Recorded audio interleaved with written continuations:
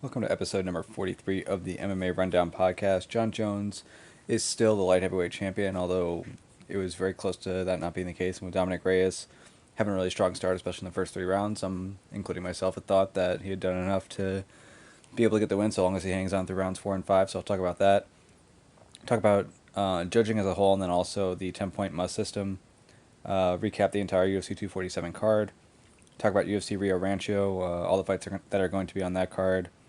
Colby Covington finally broke his silence, had a couple different interviews, so I'll talk about what he was saying there. In the world of Brazilian Jiu-Jitsu, really big news in that arguably the number one guy right now at black belt, current world champion, ADCC world champion at his weight, Kaynan Duarte, tested positive for Osterine and was stripped of his title and will be suspended for a year. Got results from Who's Number One, which is a jiu-jitsu show that was put on by Flow Grappling. Talk about Gordon Ryan, who supposedly was going to retire, but just announced that he had signed a 5-year fight, $100,000 contract with Coast Grappling. We have a few fight announcements, and then the last thing to talk about is going to be Iowa versus Penn State. The numbers are finally in terms of how many people were watching on TV, and the ratings were fantastic. So I'll talk about that as well. So right from the top, we've got Jon Jones versus Dominick Reyes. I guess there are a couple different ways I can cover this. I guess I'll just say in terms of scoring, first three rounds. First round I think was pretty clearly Dominick Reyes. Second round I felt like Reyes definitely did enough to win that round.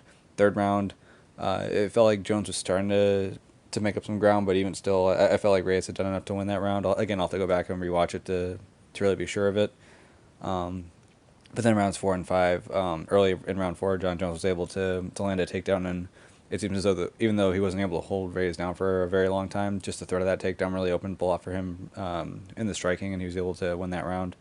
And then round 5 was able to continue that momentum and win that round as well. So I thought it was 3 rounds to 2 in favor of Reyes.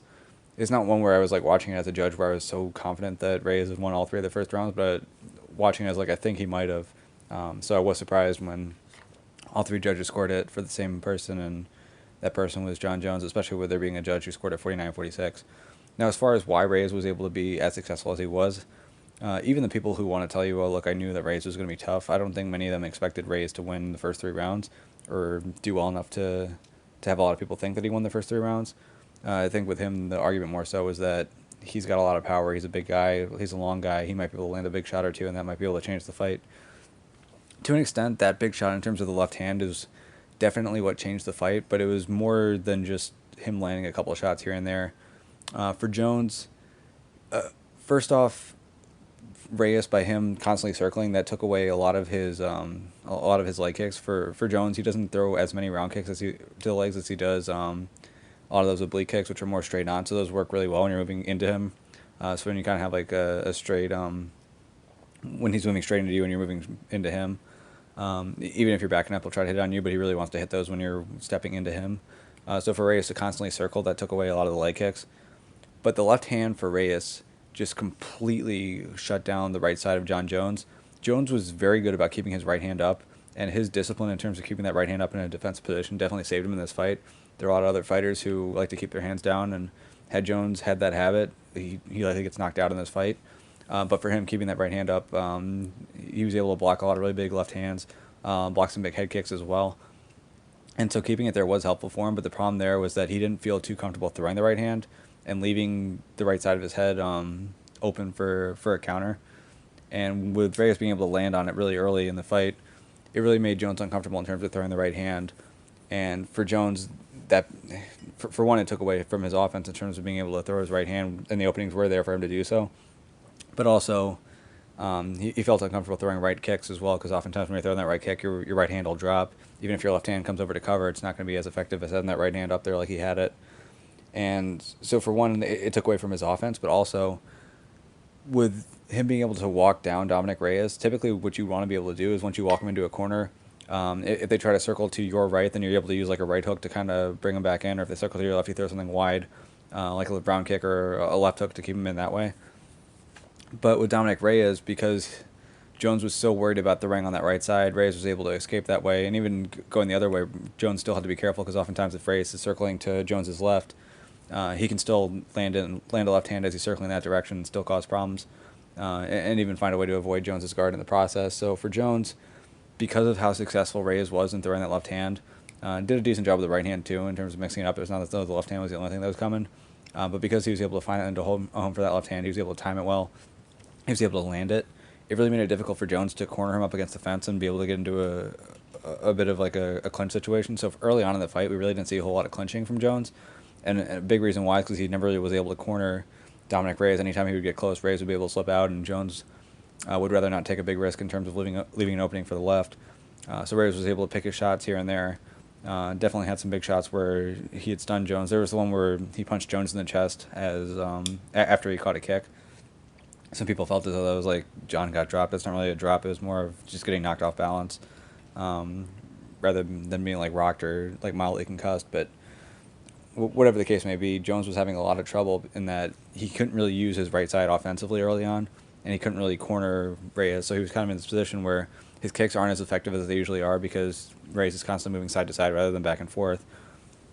His right side is not all that useful because he's worried about getting countered with Reyes' left. So Jones was really limited in his weapons, and that definitely caused a lot of problems for him. So Reyes was able to take advantage of that. He was able to land more shots and definitely land the bigger shots early on. But as the fight wore on, part of it was that Reyes was getting a little bit tired. Now, I don't think it was as much as how Joe Rogan was trying to explain it. Yes, Reyes was tired towards the end of the fight, but it's not as though he was as gassed as Joe Rogan made it sound. I think one of the annoying things with Joe Rogan, and I'll get to this, especially with the talk about judging and the end of the 10-point must system, is that Rogan at times sort of reminds me of a dog. Like if you have a dog and they look outside the window and they see another dog and they start barking, you can try to pull your dog away from the window and like hide the fact that the dog's outside, but the dog's just going to keep barking until he's content about it. And in a way with Joe Rogan, it's like once he sees something that he wants to point out, he's just going to keep repeating it over and over and over and over again and just hang on to it. In some cases, you feel like he's justified, but in other cases, not so much. And I feel like in terms of Dominick Reyes and his gas tank, yes, Reyes was breathing through his mouth, but that's a fairly normal thing. We've had plenty of fighters in the past. I know Dominick Cruz has gone out and publicly said, look, oftentimes I'll take heavy breaths through my mouth on purpose just because it helps me maintain my breath throughout the course of the fight. So just because someone's breathing through their mouth or even looks like they're breathing heavily through their mouth, sometimes that's because they're exhausted, but sometimes it's because that's just how they're trying to manage their breath and keep their oxygen levels going throughout the course of a fight. I mean, with Joe Rogan, he's had Wim Hof on his show a couple times, and Wim Hof has a very heavy breathing intensive program as well. So it's not as though every time you see someone breathing heavily, they're exhausted. You kind of have to look more towards what kind of output they're putting out there and how much they're moving around. And even though Reyes was breathing heavily through his mouth, he was moving a lot still, even in the later rounds. But Jones, early in the fourth, was able to get in on Reyes, and he did so not by cornering him against the fence so much as he was able to get a heavy shot in. So he was successful in finally shooting on Reyes. Now, part of the reason he wasn't doing that earlier is because Reyes was mixing up the levels of his punches. He wasn't only throwing to the head, he was also throwing to the body. The shot I mentioned before where Jones was dropped after the kick was caught, that was to the chest. So that sort of makes it tough to shoot on someone when they're throwing to your body as well as your head, because if they throw to the body and you duck down and do a shot, and that shot ends up hitting your head instead, as you know, when you take a shot that you're coming into, that's going to be more effective. But it's one thing if you're like stepping in on someone and they hit you with a punch. It's another thing if you're like shooting in hard on someone and they hit you with a punch. It's going to be even more effective. So Jones was a little bit uncomfortable in terms of shooting early on, but he was able to make his reads on the left hand as the fight went on and was able to find some times where he can come in on it. So he was able to get on those shots. A couple different times, Reyes was able to just defend. A couple other times, Jones would get him down, but then Reyes would be able to work his way back up to his feet pretty quickly. But either way, just having the threat there was enough to help out Jon Jones and give him a weapon that Dominick Reyes had to account for. So that definitely was effective for him later on in the fight. He was able to start finding some more openings for the kicks. And overall, just in those last couple rounds, in the first few, I think Reyes outstruck him by like 10 or so strikes per round. In the last couple of rounds, it was more like Jon Jones outstriking him by around 10 or so. So Jones was able to finish strong. But with this being a 10-point must system, you kind of have to give it to the person who wins more rounds than the other guy. And it looked as though Dominick Reyes had won the first 3 rounds. But again, I haven't rewatched this fight. I haven't watched it trying to judge it. So I'm not going to say it's a robbery, but I was definitely surprised when the score came in and Dominick Reyes did not win. Now, with that being said, in terms of where they go from here, you would figure from a title standpoint, you're probably going to want to have a rematch here. I don't know what their plan would be at heavyweight anyway, just because you're probably not getting that heavyweight title fight between Cormier and Miocic until like April or June, or May or June. So it's not as though it would make the most sense for Jones' next fight to be against the winner there, especially if it's Stipe. As far as light heavyweight goes, you've got the fight coming up with Corey Anderson and Jan Blachowicz, but if either of them gets a dominant win, are we really dying to see either of them get their title fight? I don't know about that. If it's a close fight, are we dying to see either of them get a title fight? Probably not. So I think at this point, the fight that's going to make the most sense is going to be Reyes versus Jones. We'll just have to see how both of them are doing from an injury standpoint. I think Reyes, like most of Jones's opponents, had a pretty bad leg injury, so we'll see what his timetable for a return is. We'll have to see what Jon Jones's timetable is as well, but if they're relatively healthy, or if it's only going to take them a couple months to heal up, I think the Reyes versus Jones fight is going to be the fight to make, especially with this one being so close and with a lot of people wanting to see the rematch now. And it's fairly safe to say that Reyes probably did enough to earn a rematch anyway. So next topic is going to be the judging and the end of the 10-point must system. And as I mentioned before, at times Joe Rogan can get very annoying, and that once he sees something, he wants to just kind of hang on to it and beat it like a dead horse. When he was talking about judging throughout the night, I didn't really mind because I agree with him for the most part. But after the fight happened, when him and Dominick Reyes were on the desk and they just started talking like just obnoxious politicians, where they're like, we need to change for the better, we need to have smart people handle this. It just annoyed the crap out of me because, look, here's the thing. We've known about this 10-point must system for a long time. It's been in MMA for a long time. It's been an issue for a lot of people in the MMA world for a long time. You think about Dominick Reyes, or Dominick Cruz, multiple-time UFC champion, guy's been in the game for a while, been an analyst for a while. Joe Rogan, been in the game for a while, black belt in jiu-jitsu, very knowledgeable in striking, was very successful in taekwondo when he was younger. If you're thinking about people who should have enough of a background where they can create a better system, those would be the guys, yet for whatever reason they felt like they had to just talk in platitudes like, oh, we need to get some smart people to change this, we need to bring in the best people, we can't be using boxing system, we need to have a better system, a system that's made for MMA, a system that accounts for everything in MMA. And it was like, look, I can understand you thinking that the 10-point must system isn't the best system to judge MMA, but this has been talked about for long enough. You guys are big enough names in the sport, knowledgeable enough in the sport. If you want to start having a conversation about there being a new system, please tell me what the new system is. I'll listen to it. You might even have a better system than the 10-point must system, but at least give me something. Don't just say, oh, 10-point must system sucks. I want something better. I want something that's nicer. I want smart people to handle this. You guys are the smart people. You can handle it. Don't kind of push it off. I know that's a popular thing in politics where you pick on some sort of area where you want help. Maybe you think about education, for example. You might say, oh, well, the schools are bad. And rather than say, well, here's how we're going to fix the schools, we're just going to say, oh, they're not bad, but we're going to make them better. We're going to get smart people on it now. It's like, well, if this is something that you decide you want to talk about, it's something that you decided that you wanted to make a big deal out of, I would hope that you have some kind of fix for this, or at least some kind of ideas here. And so as far as the 10-point must system goes, yes, it came from boxing, but it's not as though it's like a boxing-specific system. All the 10-point must system really is it's just a way of saying we're going to judge it round by round, and the difference between just saying this guy wins, this guy loses, is that in the 10-point must system you can have especially dominant rounds, so you can have like your 10-8 or your 10-7, or if it's incredibly close, you can have a draw. So that 10-point must system, though it does come from boxing, it's not as though like the idea of a 10-9 round or a 10-8 round is specific to who's throwing hands better, who's blocking punches better, who's landing more punches. It's just saying whoever's more dominant. If it's a close round but someone won it, okay, it's 10-9. If it's a dominant round, maybe it's 10-8 or 10-7 if it's really bad. So it's not as though that system is like a system that harms grapplers. If you appreciate grappling, if you appreciate the value of getting a takedown, if you appreciate the value of getting into a position where you're close to a submission, the 10-point must system can be fine. It's more so just who's judging and what's their perspective on what they're seeing. So that's more of a question about judges, I would say, than a question about the 10-point must system. Now, I know some people brought up, I think Anthony Smith and Ariel Helwani were bringing up open scoring. I would say I'm probably in favor of that. If you look at different combat sports, there are some that use open scoring systems and some that don't. I don't believe that kickboxing does. I don't believe that boxing does. But wrestling by its nature does. So you know when someone scored a point in wrestling, you know what the score is. Jiu-jitsu also has an open scoring system for the most part. Although I guess there's places like Fight to Win where they just judge it at the end. But for the most part, there's open scoring there. And the concern with open scoring is that if you know that you're winning, you might be stalling towards the end. And oftentimes in wrestling that's the case, but in wrestling the refs are fairly aggressive at calling stalling points, and they'll dock you for stalling. Maybe in MMA, if they do have an open scoring system, you might have to be a little bit more aggressive with stalling, but for the sport, that might actually be a good thing, especially if you're encouraging people to be more aggressive and you have a reason if you really have reason to believe, like, hey, this guy's up and now I know why he's being really defensive here, you can sort of push him to keep the action going. So I guess in that way, with proper officiating, open scoring could actually lead to more exciting fights, actually, rather than less exciting fights. So I think open scoring is probably a fair thing to talk about. I think it's probably worth having. Don't necessarily see it being an issue where it's going to make fights boring. I could definitely see some cases where if everyone knows the score, it can definitely make things more interesting towards the end. So I think in terms of the scoring itself, maybe you can have open scoring and that can be like a big change. That would make sense.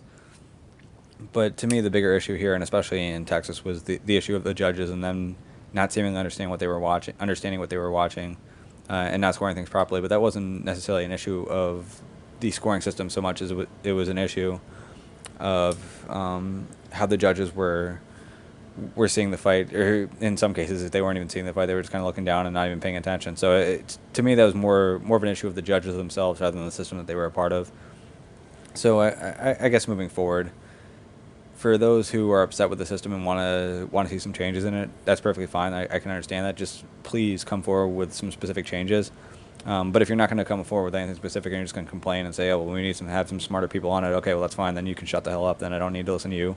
If you know who's smarter, then okay, tell me who that is and I'll listen to them instead. But just simply complaining, oh, this needs to change, this needs to change, and you're not going to come forward with any ideas for changes, it's just obnoxious. It's annoying. Get enough of it now, especially with it being an election year. Hearing that from politicians, I don't need to hear it from my martial arts commentators either. Next topic to talk about is going to be the rest of UFC 247. So the fight before the main event was Valentina Shevchenko versus Kaynan Duarte. Chookagian wasn't as successful as I thought she might be in terms of striking out of range, but I guess that also makes sense given who she was fighting. There was some concern that neither of them would want to be the first to engage, so you kind of have a boring fight. To some extent, it was kind of boring on the feet. Shevchenko, in the second round, was able to land some shots, including that spinning back kick to the head, which I guess she didn't have like a full follow-through on it, but even still, like, you figured it could do a little bit more damage than it did. But the sound of that was just really loud, and went for an axe kick right after that. So there were some exciting moments on the feet. In each of the rounds, eventually Chookagian would throw a kick, Shevchenko would catch it and then take her down. Once she got on the ground, in the first round, very ineffective, really had her posture down the entire time, was struggling to free up her hands to throw a shot. I think for her, part of the concern was that if she starts posturing up and she doesn't really have the right position, that she can get caught in a submission. Chookagian's a decent brown belt. But after the 10-second clack, at that point, the risk of getting finished in an armbar or finished in a triangle is much lower. So at that point, she took a risk, was able to posture up, throw a big elbow, and the one elbow that she did land, and the one nice shot she did land in the first round happened to cause a huge cut, which definitely helped her out moving forward. Second round comes around, was able to get her takedowns again, too, after landing some nice shots on the feet. But again, when she was in top of half guard, wasn't doing a great job of getting the far side on her hook to pass. Did a decent job with some shoulder pressure, but again, that wasn't enough for her to pass, especially with her not having the underhook. Eventually, Chookagian goes back to guard, and you kind of have that same issue as before, where Shevchenko's just not comfortable with the hand fighting in terms of being able to posture up and find some openings for ground and pound, and really didn't get a whole lot on the ground from her in the second round. Mostly defensive from Shevchenko. Third round comes around, gets that takedown again. This time off the takedown, though, is able to pass right off the takedown. So rather than getting stuck in half guard or stuck in full guard, she's able to pass right away. Quickly finds an opening for a crucifix, a top-mounted crucifix, and then from there just throws a bunch of shots. Chookagian's unable to get out, and from there the ref decides to step in and stop the fight. So big win for Shevchenko. Really good for her to get the finish there. I guess one of the nice things about this fight is that even though both of them were grunting every so often, it wasn't as loud and as obnoxious as most Chookagian fights are. So I guess there we got a nice little finish at the end, and we also didn't have to listen to just an obnoxious scream fest either. So I have to say that was pretty nice. For Shevchenko, in terms of who's next for her, I mean, she's just way ahead of the rest of the pack. At 125, she can fight whoever they think is next, whether that's Calderwood or someone else. Or she can move back up and wait. I know she's down 0-2 to Amanda Nunes right now, but it seems like Nunes is having trouble finding people to fight, so maybe they make that fight again. Maybe if Zhang Weili gets a nice win over Joanna Jędrzejczyk, they decide to put that fight together. It really remains to be seen. You'd wonder if anyone else moves up from 125 or from 115 to 125, and if they create a challenge. But I think it's pretty well known up to this point that Shevchenko's way ahead of the rest of her division. With Chookagian being the number one contender here, not just as in number one contender as in the person who got the title fight, but number one in the rankings as well. And for her to just get blown out like this, not really a big surprise. So from here, I guess it's just going to be up to the UFC and what they want to do. But it seems like in terms of challenges that are most interesting, you're pretty much having to pull champions out of other divisions if you're going to try to find an interesting challenge for Shevchenko at this point. Next fight was Juan Adams versus Justin Tafa. Kind of surprising that this fight was on the main card. But I guess Juan Adams is local, even though he had a really bad showing against Greg Hardy. Tafa had a rough showing in his first fight, but was able to come back and get a knockout here. We had Mirsad Bektic versus Dan Ige. This fight I wasn't watching close enough to know whether or not I would have scored it for Bektic or Ige. I think the second round was pretty clear for Bektic. First and third, I wasn't watching them close enough to make a strong statement on either of those. But this goes to a split decision, and Ige got the win here. And then Derek Lewis with a unanimous decision win over Ilir Latifi, which the funny thing here is that before the fight, the day before, Derek Lewis had predicted that he would win this by controversial decision, in his words. And it looked as though Latifi had done enough to win this round, especially in the later rounds with the takedowns, but apparently not according to the judges. The third round you probably had to give to Lewis, but the first couple looked like they were going pretty well for Latifi. Now granted, Latifi had learned from past opponents of Lewis, where it seems like whenever you pass Lewis's guard and get into side control, he's really good at getting back up to his feet. So for Latifi, he was just kind of like settling into half guard, sort of like using it like as a wrestling Turk, where he's kind of controlling that bottom leg just to control top position, but wasn't really posturing up or really risking giving Lewis space to escape. So he wasn't really throwing a whole lot from top and being very effective from top. Led to some stand-ups as well, which were understandable. So I guess from that standpoint, you could feel like Latifi, his most successful work was being able to take the fight to the ground and then not do much from top. So I could see why some judges would look at that and say, hey, look, yes, he was able to be in a dominant position for a longer period of time, but he wasn't very effective when he was in those positions. Where at least Lewis, when he was throwing, it looked like he was throwing to finish the fight, and that meant more to them. But this was definitely a decision that surprised me. I thought Latifi had done enough to win. For the prelims, we had Trevin Giles versus James Krause. Krause looked like he would come out and was getting close to finishing in the first round. Giles was able to hang on, though, didn't get finished. But I would definitely say that Krause won the first round. Second round, Giles was all over Krause, almost had him in a finish with a rear naked choke towards the end of the round. So they go to the third. Bit of a closer round, ends up going to a split decision where Giles wins on two of the judges' scorecards to 1. For Krause, this is a fight that he was never supposed to be a part of. Arroyo was supposed to fight Giles instead, and he had some issues with his weight cut. So James Krause, who was there just as a coach, normally a 170-pounder, decided, you know what, screw it, I'll take the fight, whatever. So he stepped in there, almost picked up a win, up a weight class, but it's one of those losses where it's really not going to affect him all that much. It's not even in his weight class. I think most people who know the story here just respect him even more for it. So even though it ends his win streak that he's on right now, I don't think it's going to have any effect on what's next for him at welterweight. Then we had Lauren Murphy versus Andrea Lee. This is the fight where the judges weren't even paying attention in the third round. It goes to a split decision that Lauren Murphy wins by a score of 30-27, 29-28, and then 28-29. It was a pretty close one. It was sort of... Again, this is one where I wasn't watching it super closely all the way through, so it's not as though I was like 100% sure at the end of it who I thought won. I was sort of leaning towards Andrea Lee, but again, it's not one where I was watching it close enough where I could like be all that upset that Lauren Murphy got it. But with that being said, the judges being as inconsistent as they were definitely seemed to be an issue here. And Lauren Murphy was able to get the win. And then they had Chaos Williams versus Alex Morono. This fight only lasted 27 seconds. Williams was just coming in swinging hard. Landed early on Morono, who throws a lot of wide punches and definitely leaves his chin out there and open, and that definitely cost him. Got knocked up against the fence, and then as he was against the fence, Williams was able to land a few more big shots to put him down and put him out. And then the last fight, or on the first fight of the prelims, it was Miles Johns versus Mario Batista. And Batista was able to land a flying knee and then finish Johns on the ground to get the win here. And then for the early prelims, we had 3 fights. We had Jordan Newsom against Domingo Pilarte. I know some people are giving Joe Rogan crap here, and that Pilarte came out strong and was landing some nice shots on Newsom, and he was saying that it's not going well for Newsom, and then right after he said that, Newsom lands a huge right hand on Pilarte and then finishes him on the ground.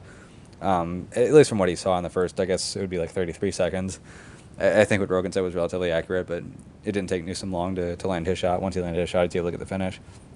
We had Andre Ewell versus Jonathan Martinez. This one Just an absurd decision. One of the judges gave it 30-27 to Ewell, but I thought Martinez had definitely done enough to win this fight, but Andre Ewell gets the win here.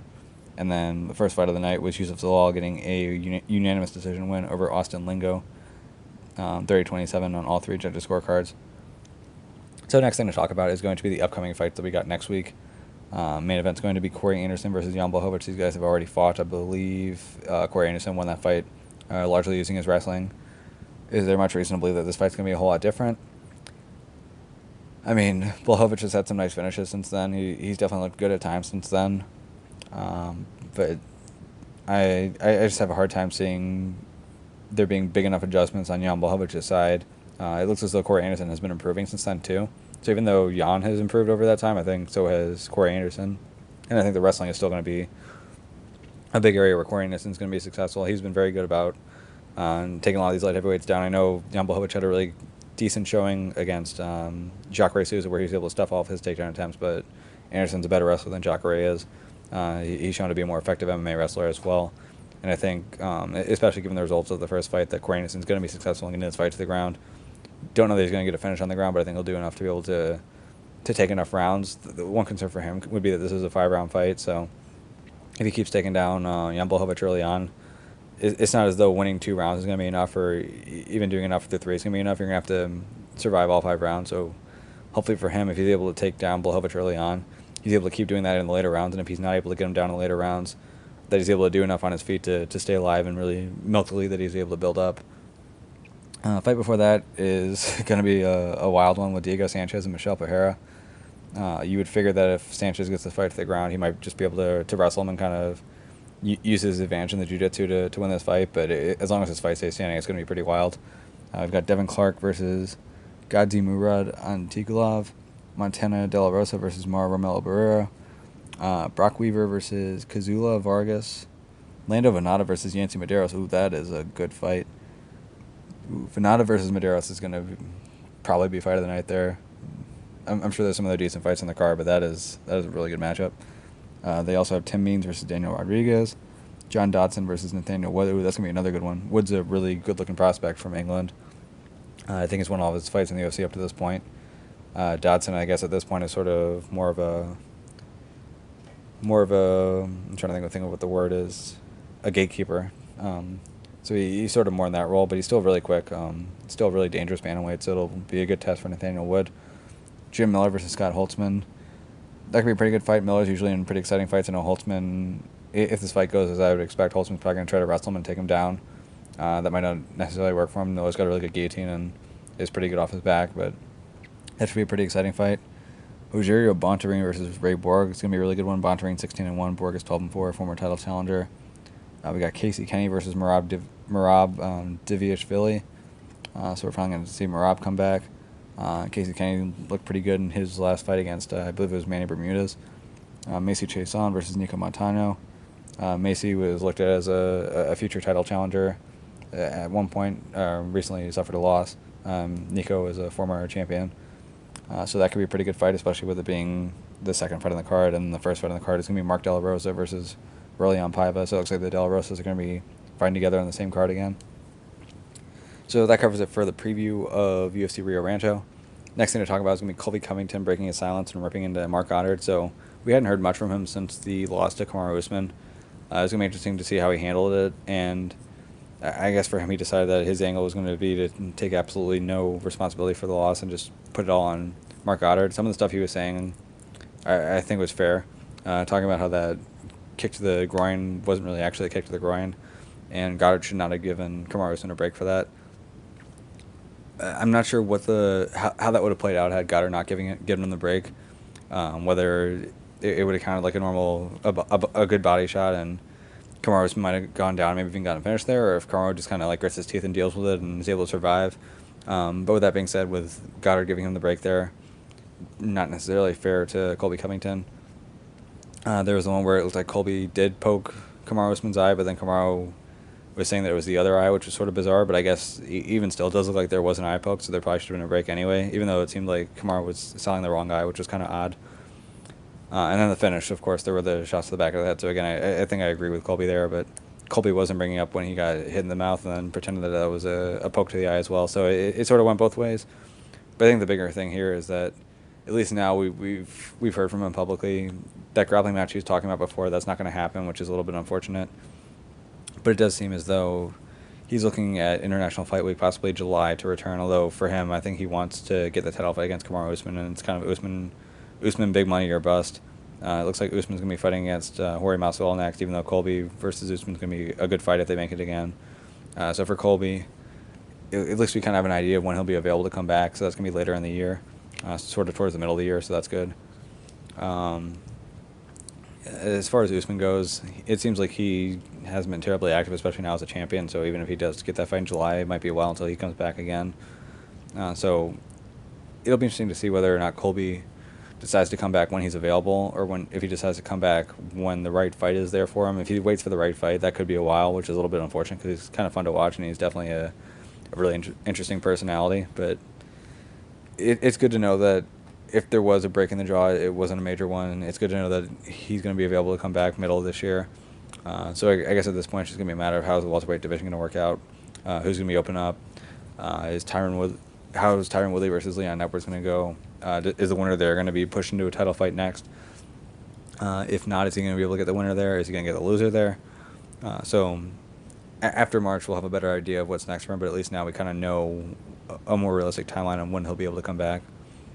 Next thing to talk about is a really big story in the jiu-jitsu world, and that's Kaynan Duarte, who had a fantastic year in 2019, won Worlds, won ADCC, got knocked off in the first round of the Absolute by Lachlan Giles, unfortunately for him, but was having a fantastic year, even won the Spider Invitational, beating Nicholas Marigali in the finals and winning, I think, $100,000 there.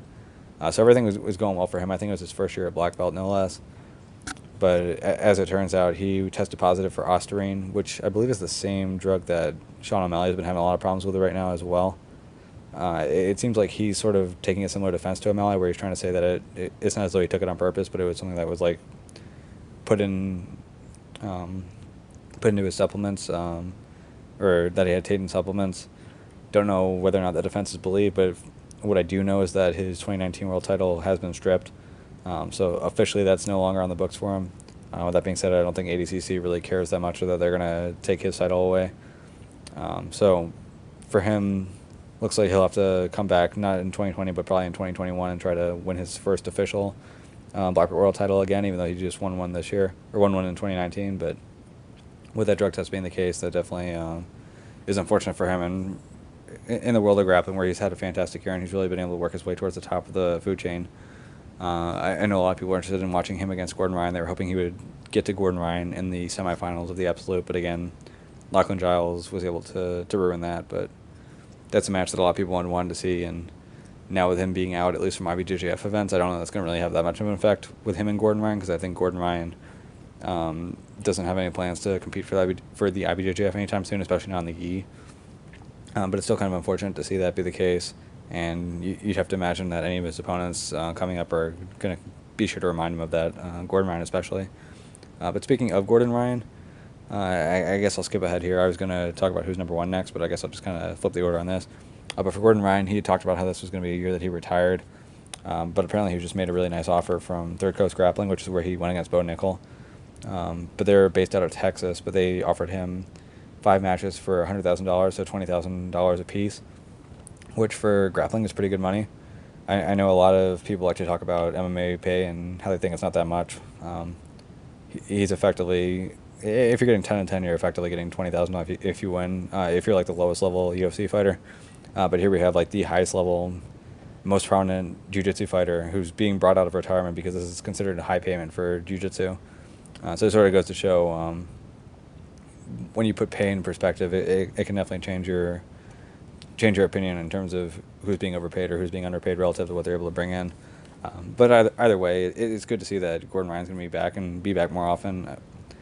I'd still like to hear him go through a full interview where someone's really going to question him about why he said he was retiring in the first place and what that means for him. Again, the question in terms of whether or not he's coming to MMA.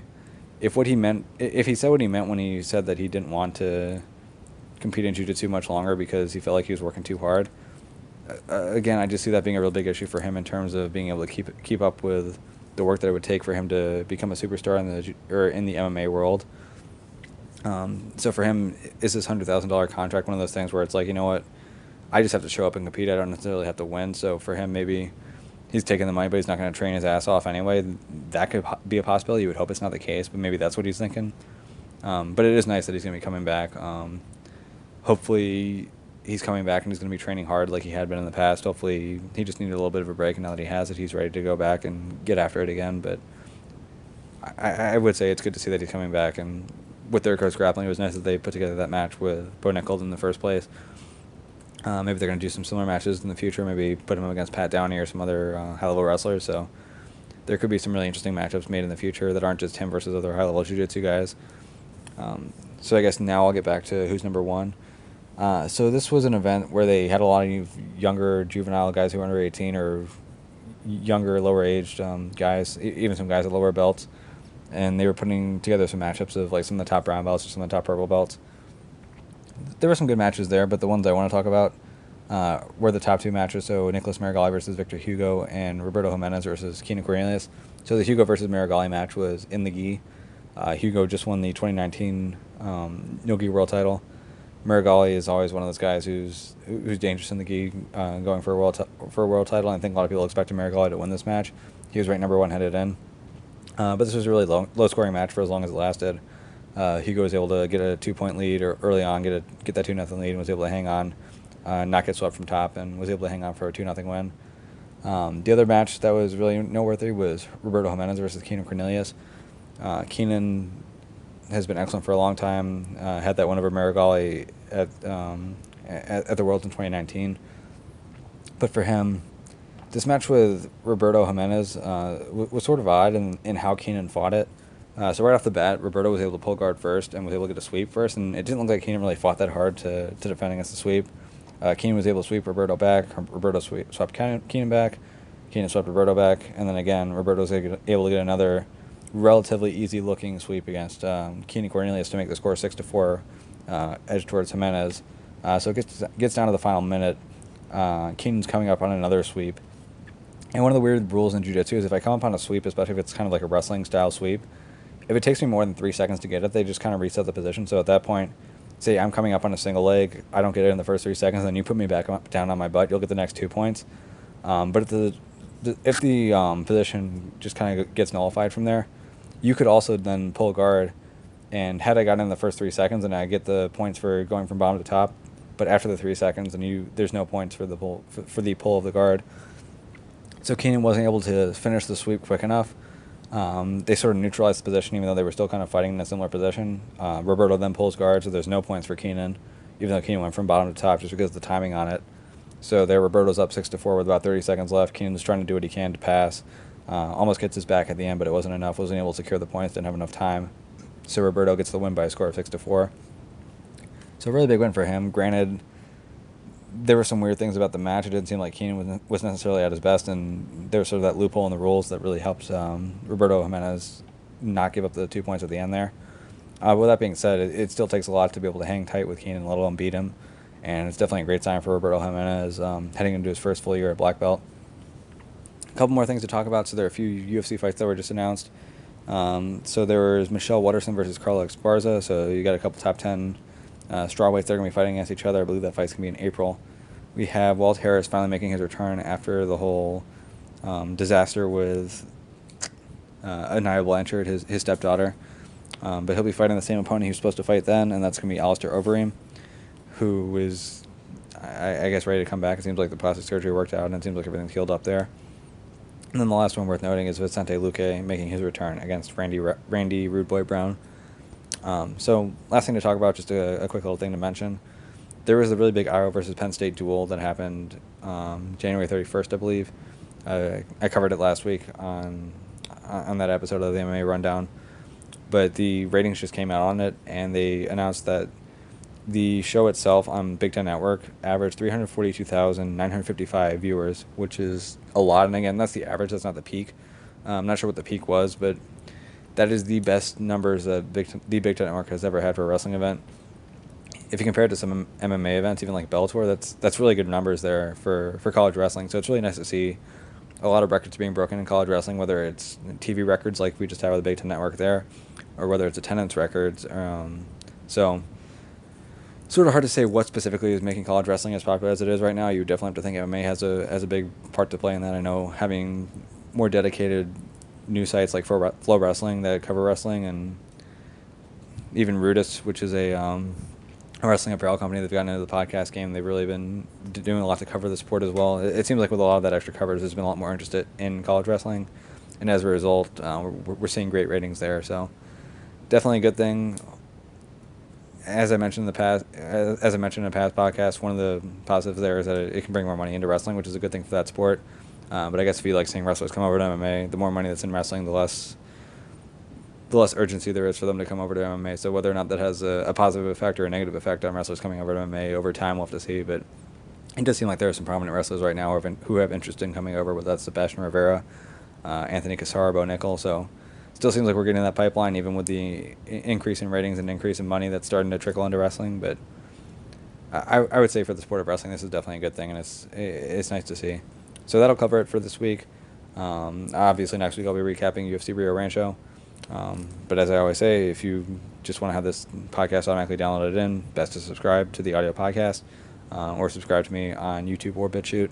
And if the notifications are available, which I think is just a YouTube thing, not a BitChute thing, definitely add that as well.